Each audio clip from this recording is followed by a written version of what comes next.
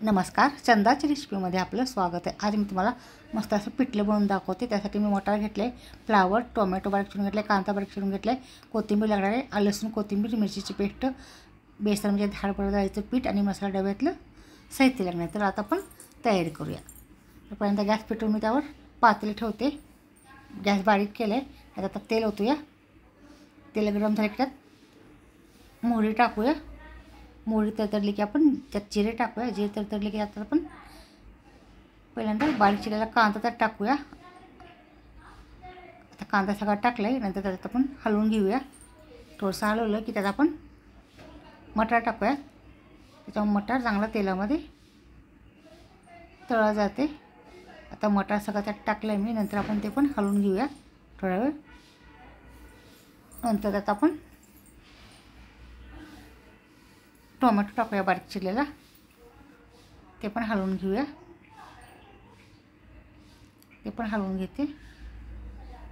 नंतर त्यात आपण फ्लावरचे बारीक बारीक तुकडे केलेत ते आपण त्यात टाकूया। तर फ्लावर पण त्यात चिरलेला टाकला आहे मी।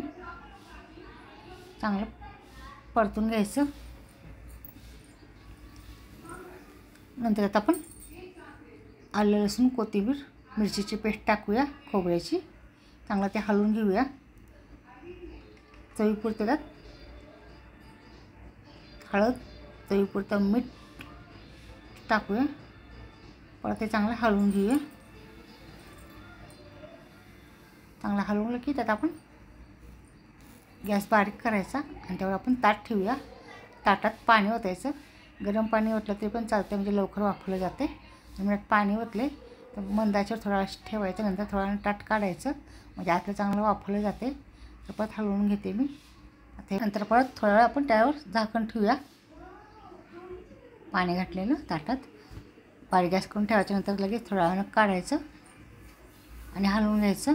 तर मस्त अशाला वाफ आली। आता आपण बघायचं वाफलं आहे का मटार आणि फ्लावर। आता वाफलं आहे, त्यात आपण ताटातलं गरम पाणी त्यात ओतूया आणि हलवून घेऊया। हलवून घेतले मस्त मोठा गॅस करून उकळी आणायची, परत बारीक गॅस करायचा। आता आपण हे पातेलं खाली घेऊया। तर मी पातेलं खाली घेते। आता ह्यामध्ये आपण बेसन घालूया, हरभरा डाळीचं पीठ घालूया। त्यामध्ये आता पीठ घालते। आपल्याला जेवढं पाहिजे तेवढं घालायचं आणि रवीण्याला उसळायचं। चांगलं घुसळून घ्यायचं। मस्त असं फेटून घेतल्यानंतर पूर्ण डाळीचं पीठ त्यामध्ये पाण्यामध्ये मिक्स होतं। परत हलवून घ्यायचं आणि परत घुसळून घ्यायचं। आता आपण हे पातेलं परत गॅसवरती ठेवूया। गॅसवर ठेवल्यानंतर परत आपण अजून एकदा रवीने फिरवून घ्यायचं। परत रवी काढायची। पूर्ण ह्याच्यातल्या गाठी पिठाच्या फुटल्या पाहिजेत। पूर्ण डाळीचं पीठ मिक्स झालं पाहिजे।